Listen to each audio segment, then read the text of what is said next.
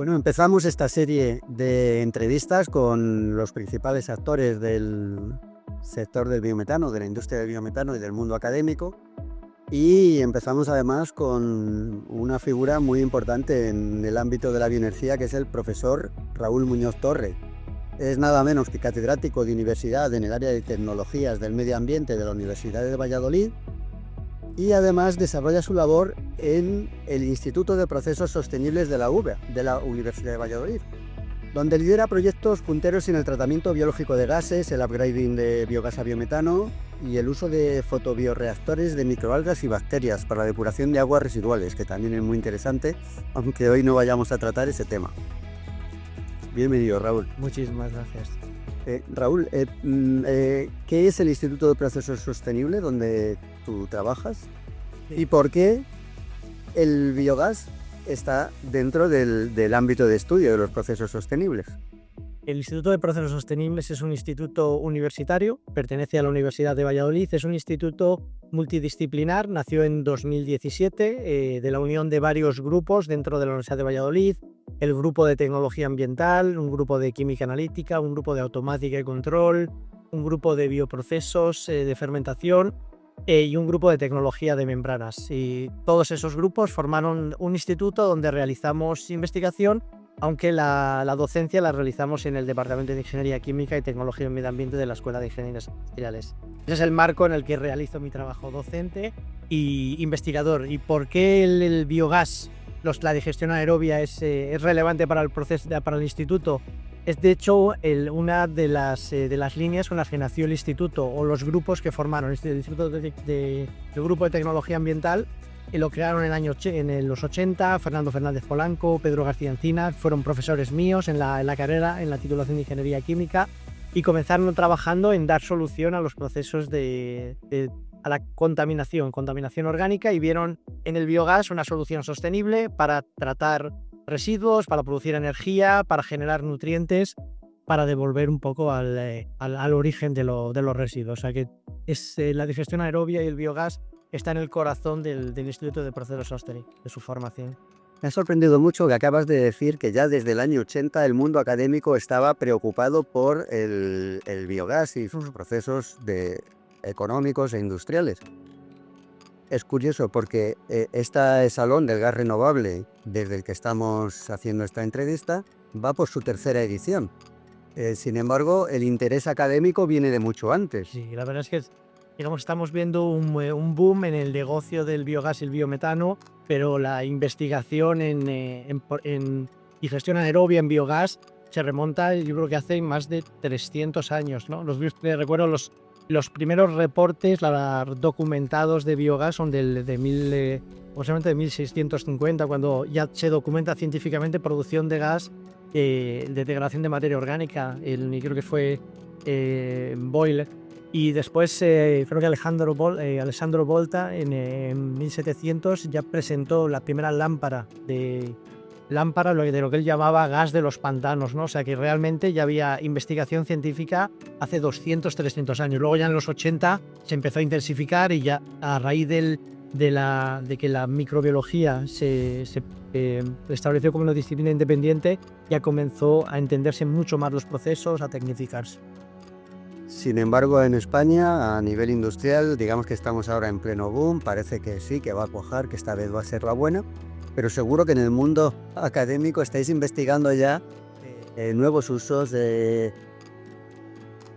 qué estáis en el mundo académico? Y realmente el proceso de digestión anaerobia ya es una tecnología madura, ya todo lo que se tenía que investigar se ha investigado. Digamos que los últimos misterios, entre comillas, de la digestión anaerobia, que venían más de la microbiología, con el desarrollo de técnicas de secuenciación masiva, ya se conocen qué poblaciones hay. Y en el último congreso de digestión anaerobia, por ejemplo, mundial, de la Asociación Internacional del Agua en Turquía, casi todas las presentaciones ya no se centraban en el proceso de digestión anaerobia, se centraban en todos los accesorios, la purificación de biogás a biometano, en la gestión de recuperación de nutrientes de los digestatos. Ya el proceso en sí de digestión anaerobia, desde el punto de vista de investigación, ha quedado ya prácticamente cerrado, y ahora se está trabajando en hacer de la digestión anaerobia el corazón de una biorefinería y en esos procesos auxiliares para maximizar beneficio, minimizar impacto ambiental. En definitiva, mucho más eficiente y mucho más circular. Exactamente. Y digamos que al final antes la digestión anaerobia se pasó de ser una tecnología de reducción de residuos, de repente una plataforma para producir electricidad renovable, pero ahora se ve que tanto el biogás, los nutrientes, realmente se puede sacar muchísimo más valor si se hacen las cosas bien a nivel de industria. Vamos a bajar al plano práctico. Toda esa investigación y toda esa industria, ¿en qué se va a plasmar en la vida de la gente? ¿Qué papel tiene el biogás en la transición energética? Sí, tiene un papel fundamental, ¿no? Al final España, Europa, Castilla y León, no tenemos gas natural, ¿no? Dependemos del precio que nos imponen desde Rusia, desde Oriente Medio o desde Estados Unidos. Y hemos visto, ¿no? Después de la pandemia, como ese pico en los precios del biogás, de repente aumentó la factura eléctrica, la gente andaba preocupada de a qué hora ponía la lavadora y al final ser capaz de tener un suministro propio de gas, ser capaz de gestionar los nutrientes, devolverlos al campo y evitar comprar fertilizantes químicos de Rusia o de otros países, al final nos da una autonomía, nos permite controlar los precios y eso al fin y al cabo mejora la economía doméstica de todos los hogares. Pero estamos hablando, das como momento el momento de la crisis energética que se produjo a partir de la pandemia. Sin embargo, en Europa ya estaban mucho antes. ¿Por qué en España es ahora cuando eclosiona y no antes, a la vez que Alemania, por ejemplo? Sí, es bastante. Realmente Alemania empezó hace 15 años, Alemania empezó a desarrollar un sector del biogás muy fuerte y Francia desde hace unos años ha hecho una apuesta de país por el biogás y en España es difícil de explicar si era el marco normativo, si era un gas natural, tener muchas regasificadoras. Realmente no tengo una explicación, cosas que muchas veces son lógicas por cantidad de residuos, por sostenibilidad, realmente por clima también, ¿no? La digestión aerobia debería haber estado en España desde sus orígenes y sin embargo no llegó a instalarse. Pero sí que hubo unos intentos, ¿no? En los 90, pero realmente nunca llegó a cuajarse y ahora afortunadamente sí que se ve, ¿no? Un interés, un marco normativo adecuado y parece que es el momento, ¿no? Más vale tarde que nunca muchas veces. Eso esperamos. Estamos hablando de plantas de biometano y puede que haya gente que todavía no sepa cómo funciona. ¿Cuál es el funcionamiento de una planta de biometano? ¿Es muy complicado? ¿Son procesos industriales como en una refinería? No, no llega a una refinería petrolífera, es un proceso extremadamente complejo, intensivo energéticamente, con unas emisiones de compuestos tóxicos, altas concentraciones, que realmente sí que suponen un peligro para la población. Una planta de biometano está compuesta por una planta de biogás, que es un proceso biológico. ¿Sabes? El mismo metabolismo celular de nuestros cuerpos a escala microscópica es el que se desarrolla de forma intensificada en un digestor anaerobio. ¿Sabes? Entran residuos, residuos ganaderos, residuos agrícolas, residuos... los microorganismos naturales que la naturaleza ha ido desarrollando y evolucionando son los que de forma intensificada transforman, eliminan la contaminación, generan un gas, liberan los nutrientes y después a esa corriente de gas lo que tenemos que hacer es purificarla para transformarla en una corriente de calidad similar al gas natural. El proceso de purificación de biogás suele ser un proceso comercialmente muy compacto, realmente no tiene más emisiones que el dióxido de carbono, que últimamente ya se está mirando en cómo reutilizarlo porque es una fuente valiosa, pero el proceso en sí de digestión anaerobia es un proceso realmente natural. Lo que estás contando y salvando las distancias entre una refinería de energía y una bodega, una fábrica de yogures, una fábrica de cerveza, estaría más cerca de realmente el proceso de fermentación alcohólica y el proceso de fermentación anaerobia son similares. Al fin y al cabo son tanques, unos son fermentadores para producir cerveza y en otros son tanques para producir gas. Pero el proceso, realmente la comparación es muy adecuada.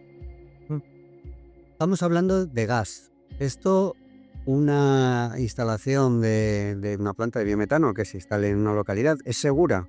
¿Pueden estar la gente de la localidad segura de que no tiene peligro? Las plantas que se están instalando normalmente conllevan la centralización en la gestión de residuos, ¿no? Y se presupone que la gestión va a ser más profesional cuando todo está centralizado y operado por profesionales. Si las cosas se hacen bien, la tecnología es segura. El proceso de digestión aerobia se lleva a cabo en digestores cerrados. Las emisiones son nulas. El biogás se purifica, se inyecta y los nutrientes tienen que gestionarse de forma adecuada, ¿vale? Tiene que haber o bien un proceso de tratamiento o bien un proceso de distribución y devolución al campo de una forma ordenada. Yo personalmente creo que si las cosas se hacen bien, ¿sabes? Si hay un plan de gestión de los digestatos adecuado y la nueva normativa europea RENEWUR va un poquito en esta dirección, sería más sostenible, sería más seguro para los ciudadanos desde el punto de vista de contaminación de acuíferos si se hace de forma ordenada en plantas de biogás profesional. Esto nos lleva a la idea de si hay muchas personas que apoyan este despliegue.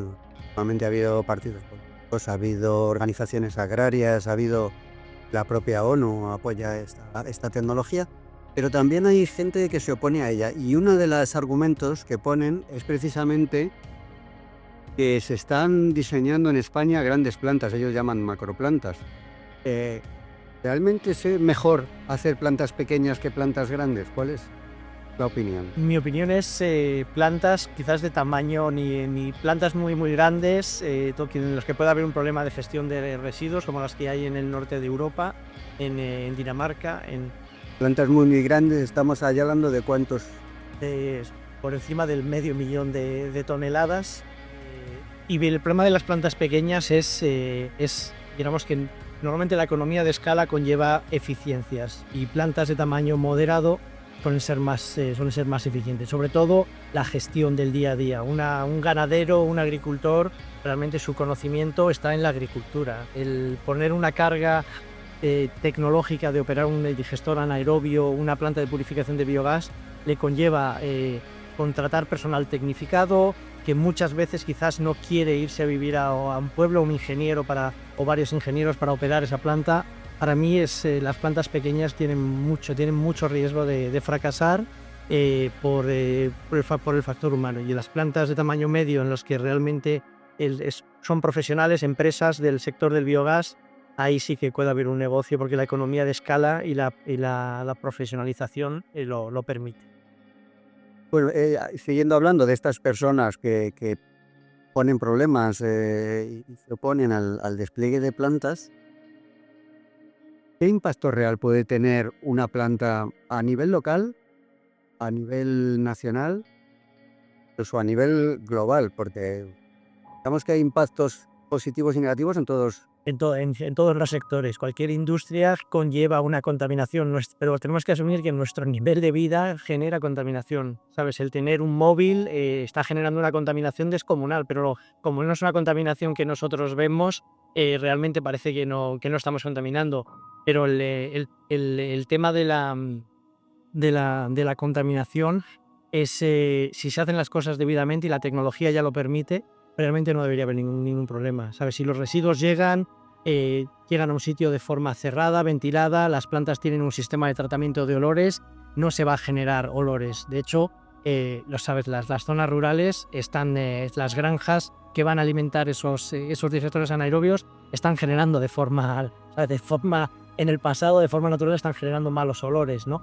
Y el digestato, que de forma tradicional se dispersaba en los campos como fertilizante, el tono hedónico, la intensidad del olor del purín bruto es mucho mayor que el del digestato. Vamos, eso está científicamente controlado. O sea, si las plantas de digestión anaerobia tienen su sistema de tratamiento de olores, su sistema de gestión de digestatos, a la comunidad le conlleva prácticamente beneficios.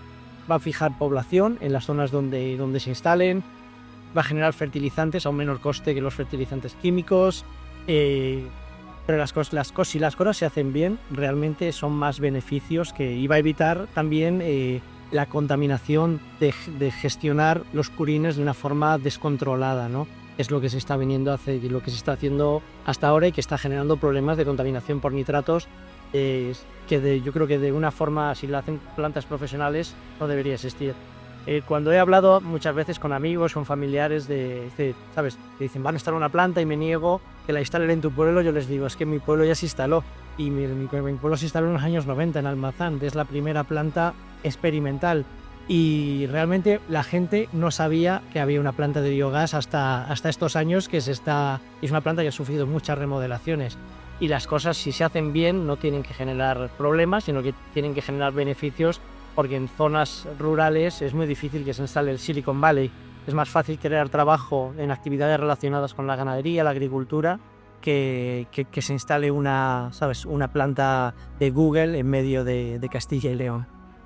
Es cierto que esas plantas que se instalaron en los años 90 y años posteriores, incluso en la década de los 10, algunas sí que han tenido algunos problemas. ¿Ha evolucionado la tecnología para...?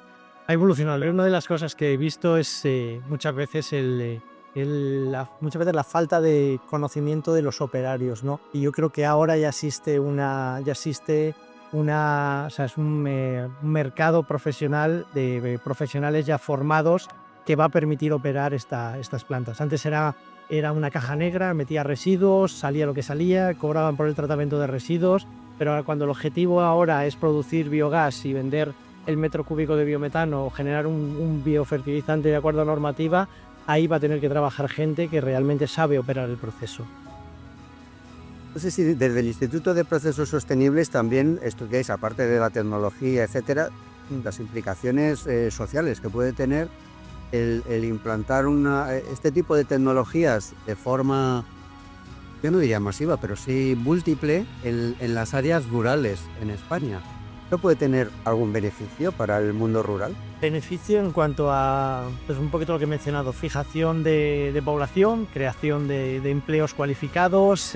Una planta de biogás es una pequeña industria, ¿no? Y al final va a generar una atracción, ¿sabes?, de servicios auxiliares, de mantenimiento, y al final va a generar a nivel país un gas renovable que no vamos a importar, y a nivel local la disponibilidad de biofertilizantes, si se hacen las cosas bien, más baratos que los fertilizantes químicos importados. Entonces, ¿cómo veis desde el mundo académico toda esta industria? ¿La biometanización va a ser una solución generalizada para la gestión de residuos? Y lo ideal sería que el proceso de digestión aerobia estuviese en el centro del tratamiento de residuos orgánicos. Es una tecnología conocida, si las cosas se hacen bien es segura, y ahora mismo es un poco quizás el instruir a la población, ¿no?, el educar, y para hacer ver que los proyectos que se están instalando son seguros, que van a tener su sistema de tratamiento de olores, que los nutrientes no van a generar problemas de contaminación en acuíferos, y que vean que los hijos de la gente que protesta pueden terminar trabajando en esa planta de biogás en lugar de irse a Madrid o Barcelona, ¿no? Y como consumidores, ¿el consumidor tiene algún beneficio por consumir gas de origen renovable en lugar de gas de origen fósil? Pues esa parte no sé si soy más científico, no sé si voy a ser capaz de imaginar el precio ahora mismo y a lo que se está investigando es por tener el precio del biometano comparable al del gas natural. O sea que al final, si las plantas tienen un tamaño medio, el coste del biogás y del biometano que se inyecte sería comparable, y en principio lo que no tendría es un beneficio, lo que no tendría es un perjuicio en la factura del gas. Aunque como país, incluso como planeta, sí se ven algunos beneficios. Sí, eso sí, los beneficios ambientales y los beneficios de autonomía energética, porque, ¿sabes?, nosotros estamos acostumbrados a abrir la cocina y que tengamos electricidad, que tengamos gas, pero si al señor Trump, al señor Putin o a los jeques de Oriente Medio dicen que no envían ningún barco ni ningún gas, nos quedamos sin gas natural. Yo no creo que la gente no es consciente de que, ¿sabes?, de que nuestro estilo de vida necesita gas, y el gas o bien lo compramos al precio que nos ponen, o bien lo generamos en casa de unos residuos que de otra forma estarían liberando gases de efecto invernadero si no se tratan de forma ordenada, ¿no? Bueno, pues nos quedamos sobre todo con que el biometano y el biogás es seguro, que es mejor que lo hagan empresas especializadas más que el propio ganadero, como has contado, y que va a ser un beneficio para el planeta y para el país. Agradecemos mucho la presencia hoy de Raúl Muñoz y esperamos seguir contando con los académicos para desarrollar esta industria y avanzar en el uso del biometano. Pues muchísimas gracias a vosotros.